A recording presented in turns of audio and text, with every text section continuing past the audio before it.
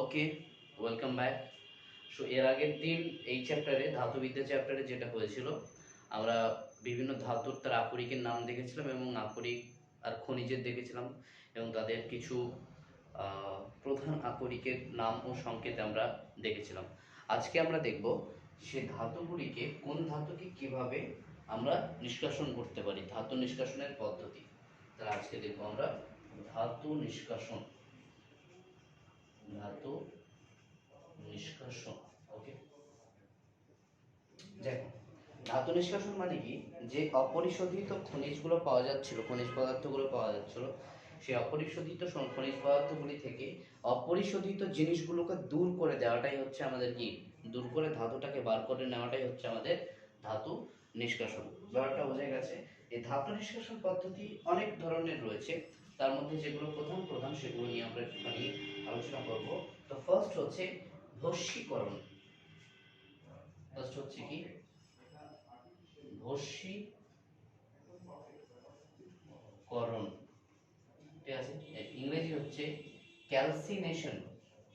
Calcination, ঠিক আছে। So ভস্মীকরণের কিছু বৈশিষ্ট্য লিখে নিই, সংজ্ঞা আকারে আমরা লিখবো না, বৈশিষ্ট্যগুলো জানলেই সংজ্ঞা জেনে নেওয়া হবে। তো এই পদ্ধতিতে এই পদ্ধতিতে এই পদ্ধতিতে সাধারণত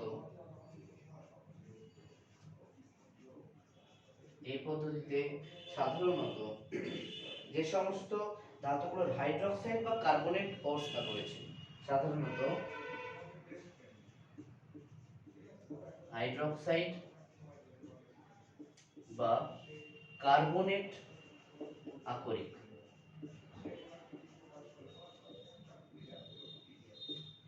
কার্বনিক আকরিক আছে, তাদের কি করা হয়, এই পদ্ধতিতে সাধারণত হাইড্রোক্সাইড বা কার্বনিক আকরিক আছে, তাদের নিষ্কাশন করা হয়। তাদের নিষ্কাশন করা হয়। নিষ্কাশন করা হয়, ঠিক আছে। তাহলে কি বললাম, এই পদ্ধতিতে যে সমস্ত ধাতব হাইড্রোক্সাইড বা কার্বনেট জাতীয় আকরিক রয়েছে, তাদেরকে শুধুমাত্র এই পদ্ধতিতে আমরা কি করি, নিষ্কাশন করি। ধর কি বলি আমরা, অ্যালুমিনা, ঠিক আছে, বক্সাইট, যেটা বক্সাইট, সেটা কিভাবে করা হয়, Al2O3 2H2O, ঠিক আছে। এটাকে আমরা কি করলাম, হিট দিলাম, হিট দিয়ে কি হয়ে যাবে, Al2O3 আর 2H2O আলাদা হয়ে যাবে, ঠিক আছে। এই দুটো পুরোপুরি কি হয়ে যায়, আলাদা। বা ধরো আয়রনের ক্ষেত্রে যদি আমরা দেখি, Fe2O3 আর 3H2O, যেটা লিথোনাইট, যেটা আর কি Fe2O3 3H2O, এখানেও যদি হিট দেওয়া হয়, এটা হচ্ছে কি Fe2O3 পুরোপুরি আলাদা করছি আমরা ব্যাপারটাকে, ঠিক আছে। এখন হিট দিয়ে আমরা যে সময় ক্যালসিয়াম কার্বনেটের কথা যদি আমরা বলি, ধরো ক্যালসিয়াম কার্বনেট জাতীয় আকরিক যদি থাকে, ক্যালসিয়াম কার্বনেট চুনাপাথর, এটাকে যদি হিট দেওয়া হয় CaCO3, তাহলে কি হবে, CaO প্লাস কার্বন ডাইঅক্সাইড। তাহলে আমরা কি দেখছি, যে এই পদ্ধতির মাধ্যমে হাইড্রোক্সাইড বা কার্বনেট জাতীয় আকরিকের কি করা হচ্ছে, আমাদের এই আকরিককে আর কি করা হয়, আকরিক থেকে ধাতু নিষ্কাশন করা হয়। দুই নম্বর হচ্ছে কি, দুই নম্বর বৈশিষ্ট্য, এই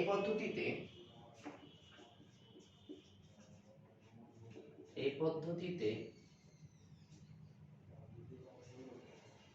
ধাতব আকরিকগুলির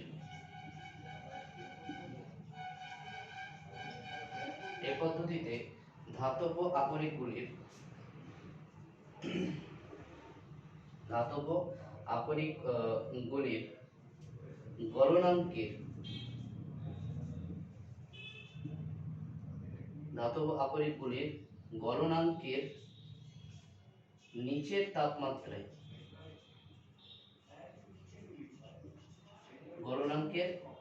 তাপমাত্রায় কি করা হয়, ভস্মীভূত করা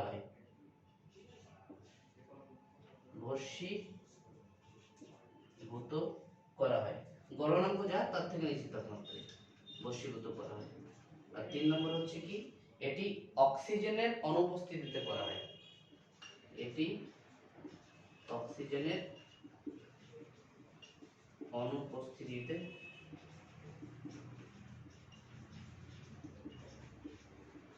করা হয়। তাহলে আমরা কি দেখলাম, বশীকরণ হচ্ছে এমন একটি রাসায়নিক পদ্ধতি যে পদ্ধতিতে সাধারণত হাইড্রোক্সাইড এবং কার্বনিক জাতীয় যে আকরিকগুলি রয়েছে সেই আকরিকগুলোকে আমরা কি করি, আকরিকগুলো থেকে ধাতু নিষ্কাশন করি। আর দ্বিতীয়ত হচ্ছে এই ধাতব অক্সাইডগুলো যা গলনাঙ্ক রয়েছে সেই গলনাঙ্কগুলো থেকে বা আকরিকগুলির যে গলনাঙ্ক রয়েছে তার থেকে নিচের তাপমাত্রায় এগুলোকে গলানো হয় বা ভস্মীভূত করা হয়। ভস্মীভূত তার চেয়ে নিচের তাপমাত্রায় করা হয়, ঠিক আছে। তাছাড়াও এই পদ্ধতিতে অক্সিজেনের উপস্থিতি খুব একটা প্রয়োজন হয় না। ব্যাপারটা বোঝা গেছে?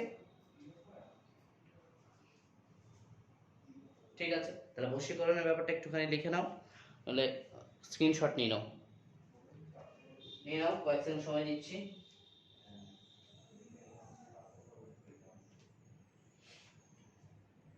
হয়েছে? ওকে, তাহলে বশীকরণ গেল। এরপর হচ্ছে তাপ জারণ বা তাপীয় জারণ। কি বলা হয় এরপরে? তাপ জারণ বা তাপীয় জারণ।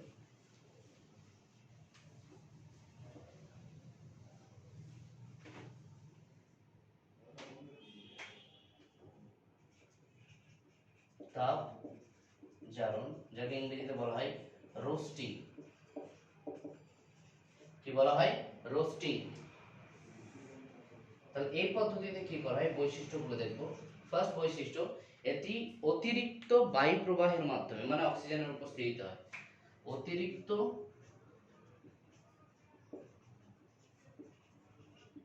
বায়ু প্রবাহের মাধ্যমে,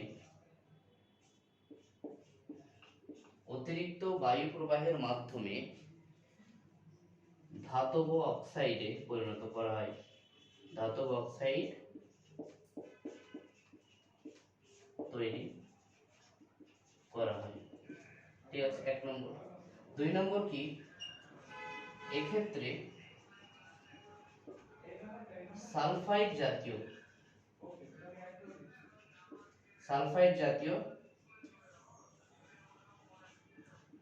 আকরিক থেকে সালফার জাতীয় আকরিক থেকে ধাতু নিষ্কাশন করা হয়। এই পদ্ধতিতে বা এক্ষেত্রে সালফাইড জাতীয় আকরিক থেকে ধাতু নিষ্কাশন করা হয়, ঠিক আছে। এবার কি ধরনের দেখো, কয়েকটা এক্সাম্পল দেখাচ্ছি। ধরো জিঙ্ক সালফাইড, অতিরিক্ত অক্সিজেন দিচ্ছি, zinc sulphide example. Zinc sulphide এটা কি ZnS, জিঙ্ক ব্লেন্ড, যেটা জিঙ্কের আকরিক প্লাস অক্সিজেন, অতিরিক্ত অক্সিজেন দেব, অতিরিক্ত বায়ু প্রবাহ, তাহলে কি উৎপন্ন হবে? জিঙ্ক অক্সাইড, ধাতব অক্সাইডে পরিণত করা হবে। কিন্তু এই পদ্ধতিতে অতিরিক্ত বায়ু মনোনয়ন পদ্ধতিতে ধাতব অক্সাইডে তৈরি করা হয় বা ধাতব অক্সাইড পরিণত করা হয় সালফাইড জাতীয়, দ্বিতীয়ত সালফাইড জাতীয় আকরিক plus SO2 gas, plus SO2 gas. এখানে যদি 3 বসাই তো 2 আর 3 আর 3, ঠিক আছে, দেখো হয়ে গেছে মেবি 3 দুগুণে 6, সরি হয়নি, তাহলে এখানে 2, এখানে 2, এখানে 2, দেখো 2Zn হয়েছে মনে হয়, দেখো। ওকে, আবার ধরো copper pyrites Cu2Cu2S plus O2, সেখান থেকে 2Cu2O প্লাস SO2, ঠিক আছে, 2 2 4, এখানে 2 বসিয়ে দাও, সরি এখানে 2 বসাও, এখানে বসিয়ে দাও 3, সালফার ডাইঅক্সাইড গ্যাস বেরিয়ে যাচ্ছে, ঠিক আছে। তাহলে এটা একটা एग्जांपल গেল, এটা একটা एग्जांपल গেল। আবার ধরো তোমার রয়েছে, ধরো একটা एग्जांपल দিই, ধরো Cu2O আর Cu2S, যদি একসাথে করাই Cu2O প্লাস Cu2S যদি রিঅ্যাক্ট করাই তার মানে Cu প্লাস SO2 6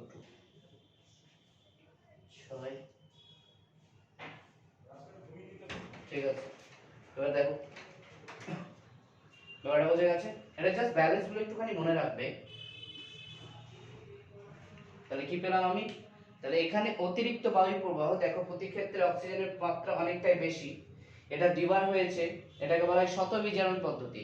যাব আরো পদ্ধতি পরবর্তীকালে আরো যতভাবে আস্তে আস্তে দেখব। তাহলে প্রথমে আমরা দেখলাম বশীকরণ, যেখানে কি হাইড্রোক্সাইড বা কার্বনেট জাতীয় আকরিকের ক্ষেত্রে বশীকরণ পদ্ধতি আমরা অ্যাপ্লাই করতে পারছিলাম।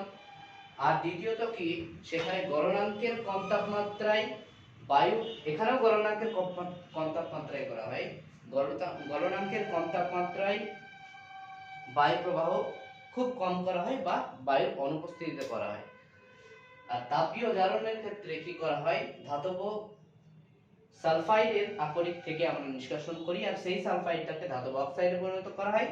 এবং কিভাবে করা হয়, অতিরিক্ত বায়ু প্রবাহের মাধ্যমে ধাতব অক্সাইডে পরিণত করা হয়। ঠিক আছে, তাহলে এটা একটু তোমরা লিখে নাও, তাড়াতাড়ি তাড়াতাড়ি লেখো।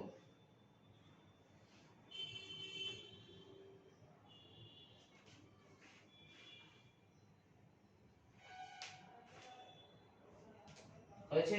বাস।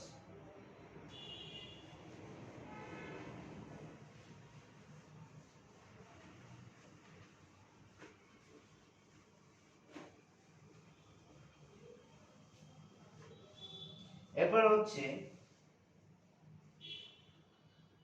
তাপজারণ পদ্ধতি। ধরো যদি আমরা বলি কার্বনেট আকরিকের ক্ষেত্রে বশীকরণ দেখলাম আমরা, আর সালফাইডের ক্ষেত্রে কি দেখলাম, তাপজারণ।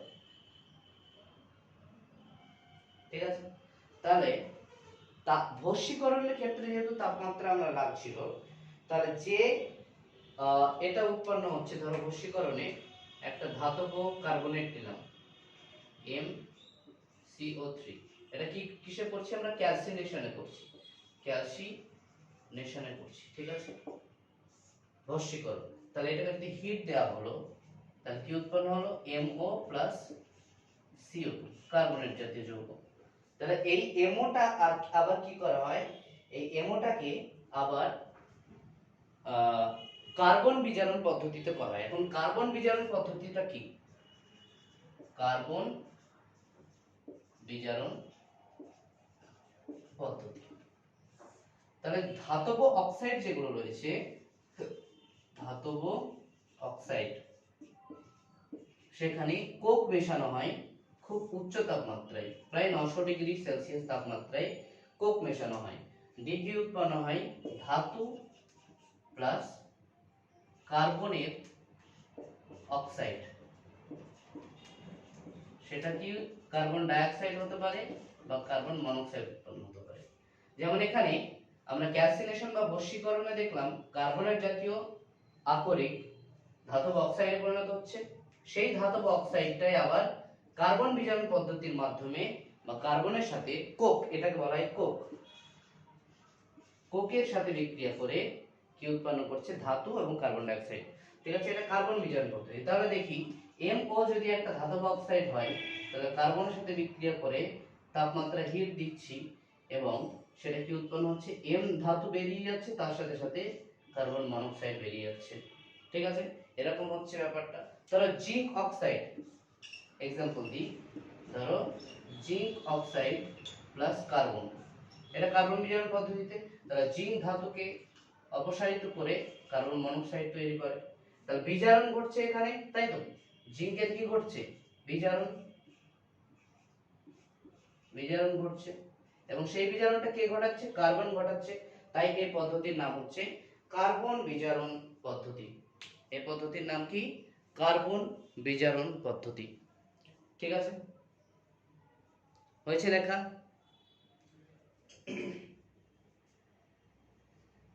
হয়ে গেলে বলো।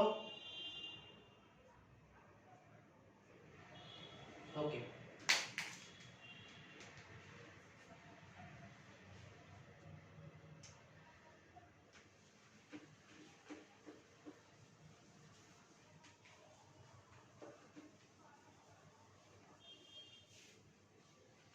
এবার দেখো একটা জিনিস, তড়িৎ রাসায়নিক শ্রেণী থেকে দেখে দেখে বলতে পারবো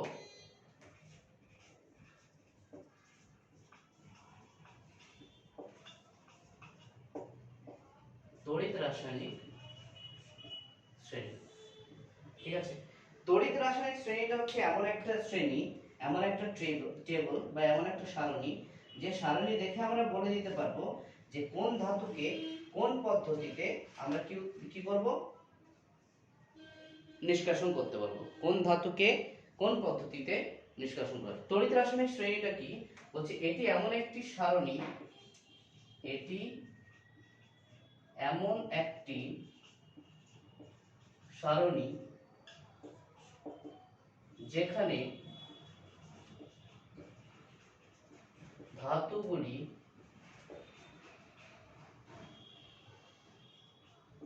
ধাতুগুলি বা মৌলগুলি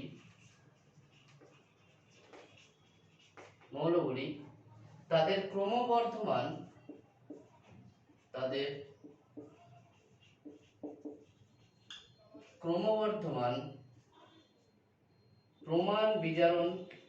প্রমাণ বিজারণ বিভব অনুসারে সজ্জিত। ঠিক আছে, তাহলে ধাতুগুলি, এটা হচ্ছে এমন একটি শ্রেণী বা সারণী, যে সারণীতে ধাতুগুলি কি আছে তাদের ক্রমবর্ধমান প্রমাণ বিজারণ বিভব অনুসারে সজ্জিত। ঠিক আছে, এবার এই শ্রেণীটা একটুখানি আমরা দেখে নেব। দেখো আমি বাঁ দিকে দিচ্ছি শ্রেণীটা, দেখো পটাশিয়াম,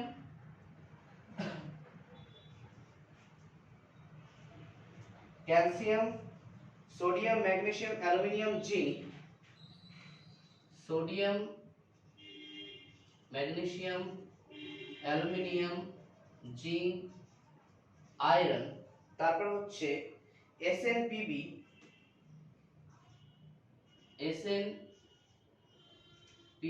এরপরে হচ্ছে হাইড্রোজেন, এসএনপিবি দিয়ে হচ্ছে হাইড্রোজেন, এরপর হচ্ছে কপার,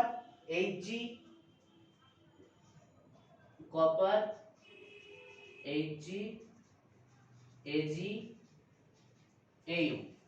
দেখা যাচ্ছে পুরোটা? আচ্ছা দাঁড়াও একটুখানি আমি ঠিক করে দিচ্ছি। আশা করি দেখা যাচ্ছে। তাহলে কি পেলাম, যে এখানে এই যে ধাতু উপর থেকে যে নিচের দিকে যেতে যত ধাতুগুলো এসছে আমাদের, সেই সমস্ত ধাতুগুলোর প্রমাণ বিজারণ বিভবের মানটা আস্তে আস্তে কি হয়েছে, বৃদ্ধি পায়। নিচের দিকে আসলে প্রমাণ বিজারণ বিভবের মান বৃদ্ধি পেতে থাকে। তাহলে এখানে আমি লিখে দিই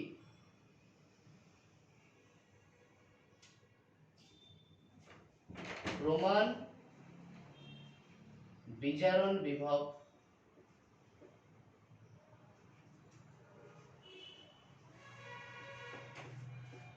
মান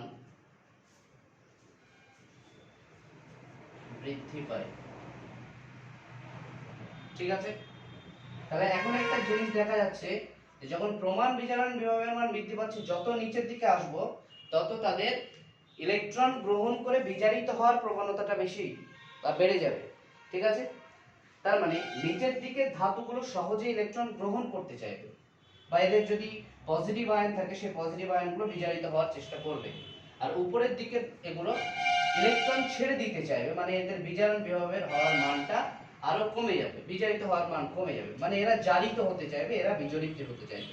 তাহলে উপরের দিকে যারা রয়েছে তাদের সক্রিয়তা বেশি, আর নিচের দিকে ধাতুগুলির সক্রিয়তা কম। এদের সক্রিয়তা বেশি, আর নিচের দিকে যারা রয়েছে তাদের সক্রিয়তা কি, কম। ব্যাপারটা বোঝা যাচ্ছে?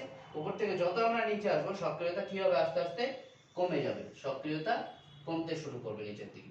তাহলে উপরের দিকে যে ধাতুগুলো রয়েছে সেই ধাতুগুলোকে আমরা যেমন ভাবে নিষ্কাশন করতে পারবো, নিচের দিকে থাকা ধাতুগুলির ক্ষেত্রে কিন্তু সেই নিষ্কাশন প্রক্রিয়া একই রকম করতে পারবো না আমরা। ঠিক আছে, তাহলে দেখা যাক।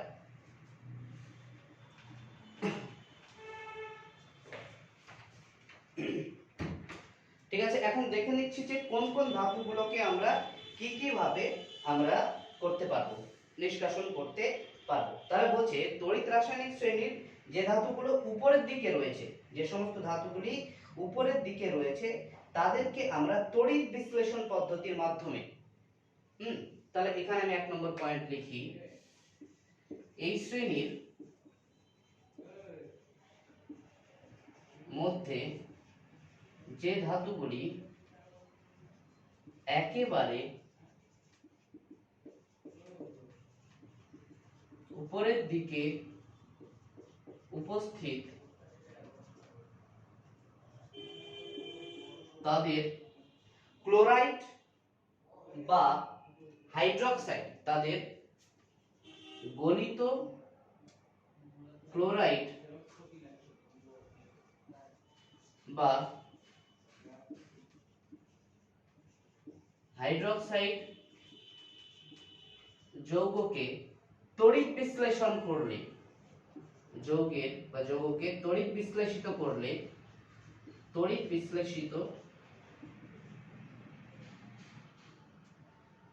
বিশ্লেষিত করলে ধাতু নিষ্কাশন হয় বা ধাতু নিষ্কাশিত হয়। তাহলে বোঝা যাচ্ছে উপরে যে সমস্ত ধাতুগুলো রয়েছে সেই সমস্ত ধাতুগুলির তড়িৎ বিশ্লেষণ পদ্ধতির মাধ্যমে আমরা কি করব, তাদের বলো, তড়িৎ বিশ্লেষণ পদ্ধতির মাধ্যমে তাদের আমরা আর কি নিষ্কাশন করব। যেমন হচ্ছে example sodium, potassium, magnesium etcetera, একদম উপরের দিকে ধাতুগুলো, ক্যালসিয়াম, সোডিয়াম, ম্যাগনেসিয়াম, পটাশিয়াম, ঠিক আছে, ক্যালসিয়ামও লিখতে পারো।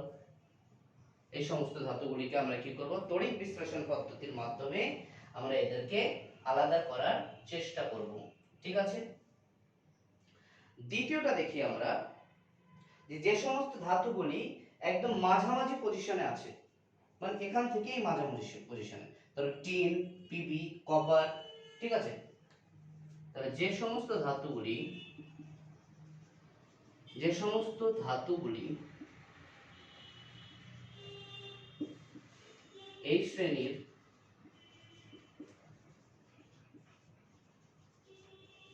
মাঝামাঝি অবস্থিত বা উপস্থিত তাদেরকে শতবিজারণ পদ্ধতিতে নিষ্কাশন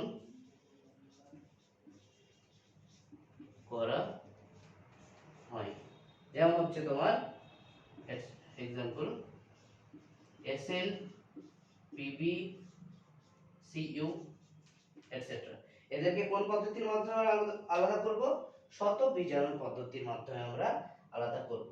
ঠিক আছে, কোন কোন ক্ষেত্রে আবার কি করা হয়, কার্বন বিজারণ পদ্ধতিতে আমরা আলোচনা করছি, আলাদা করি। শতবিজারণ, কার্বন বিজারণ, বা এদেরকে আবার কি করা হয় বলে দিচ্ছি, ভস্মীকরণ, তাপজারণ, এই পদ্ধতিতেও করা হয়। ঠিক আছে, কারণ এখানে কার্বনেট আর সালফাইড জাতীয় আকরিকের করা হয়। 3 নম্বর, যারা একদম নিচের দিকে রয়েছে, তড়িৎ রাসায়নিক শ্রেণীর একদম নিচের দিকে যারা ধাতুগুলি রয়েছে, মানে যাদের ইলেকট্রন ত্যাগের প্রবণতা খুব কম, তাদের ক্ষেত্রে আমরা খুব সহজেই তাদের অক্সাইড গুলোকে জাস্ট আমরা হিট দিয়ে দেব, যেটাকে আমরা বলি কি তাপীয় বিয়োজন বা বিয়োজন প্রক্রিয়া। ঠিক আছে, মানে যারা একদম নিচের দিকে, তাহলে যারা একেবারে নিচের দিকে উপস্থিত তাদেরকে সামান্য উত্তপ্ত করলেই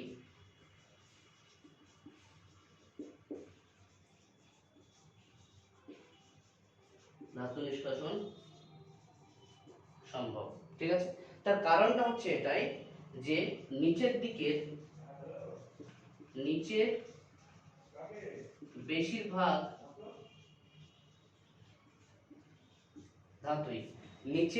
বেশিরভাগ ধাতুই প্রকৃতিতে মুক্ত অবস্থায় পাওয়া যায়। প্রকৃতিতে মুক্ত থাকে। ঠিক আছে, এই লাস্ট লাইনটা যেটা আমি লিখলাম যে নিচের বেশিরভাগ ধাতুগুলোই প্রকৃতিতে কি অবস্থায় থাকে? মুক্ত অবস্থায় থাকে। এই জিনিসটা একটু বোঝার চেষ্টা করো। দেখো, নিচের ধাতুগুলো সাধারণত সক্রিয়তা কম, মানে তারা যৌগ তৈরি করতে পারে না খুব একটা। যৌগ তখনই তৈরি করবে যখন তারা খনিজ আকারে থাকবে, যেমন পারদ, সিলভার, সোনা, এই সমস্ত জিনিসগুলো যৌগ আকারে থাকে, বাট তারা যৌগ আকারে খুব একটা থাকতে পারে না। যদিও বা তারা অক্সাইড জাতীয় যৌগ তৈরি করে ফেলে, তাদেরকে সামান্য পরিমাণ তাপ দিলে সেই অক্সাইডটা কি হয়ে যাবে? উড়ে যাবে অক্সিজেন রূপে, আর সেই ধাতুটা পুরোপুরি মুক্ত হবে। কিন্তু তাছাড়া এমনি দেখা যায় তো যে আমরা সোনার খনি বা কি বলবো, রূপোর খনি সাধারণত আমি আছে কিনা জানি না, আছে হয়তো। সোনার খনি যেগুলো রয়েছে সেগুলোতে তো সোনাটাকে আমরা মুক্ত অবস্থাতেই পাই। এমন তো নয় যে সোনার সাথে কোনো আর কি অক্সাইড জাতীয় বা সালফাইড জাতীয় কোনো যৌগ যুক্ত রয়েছে, যেটা খনিজ আকারে থাকে। যে সোনাটা পাই সেটাকে অবভিয়াসলি একটু পরিশোধিত করা হয়, কিন্তু নিষ্কাশন করা হয় না। তারা মুক্ত অবস্থাতে প্রকৃতিতে পাওয়া যায়। তাহলে আমরা কি দেখলাম? এই তড়িৎ রাসায়নিক শ্রেণীটা হচ্ছে এমন একটা শ্রেণী যেখানে ধাতুগুলিকে তাদের ক্রমবর্ধমান প্রমাণ বিজারণ বিভব অনুসারে সাজানো হয়েছে।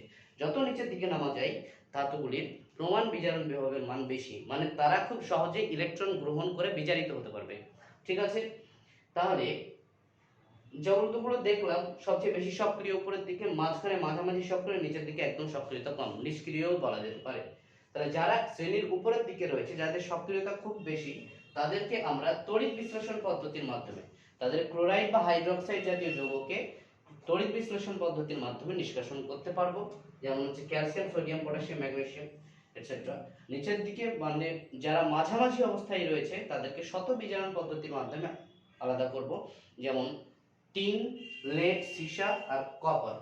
আবার এই ক্ষেত্রে বৈশ্বিকরণ আর তাপজারণ পদ্ধতি আমরা অ্যাপ্লাই করতে পারি।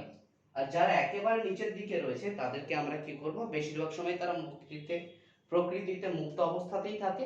যদি মুক্ত অবস্থায় না থাকে, যদি সামান্য পরিমাণ অক্সাইড জাতীয় যৌগ তৈরি করে ফেলে, তাহলে সেক্ষেত্রে হালকা করে তাপ দিলেই সেই অক্সাইডটা অক্সিজেন রূপে বেরিয়ে যায়, বাকি ধাতু মুক্ত অবস্থায় পড়ে থাকবে। ঠিক আছে, এই গেল আমাদের ধাতু নিষ্কাশনের কিছু উপায়। এবং এই তড়িৎ রাসায়নিক শ্রেণীটা খুবই ইম্পর্টেন্ট, এখান থেকে প্রশ্ন আসবেই আসবে। ঠিক আছে, সো খুব ভালোভাবে সবাই নোটটা তৈরি করবে, আর সমস্যা হলে অবশ্যই আমাকে জানাবে। ঠিক আছে, ভালোভাবে পড়বে।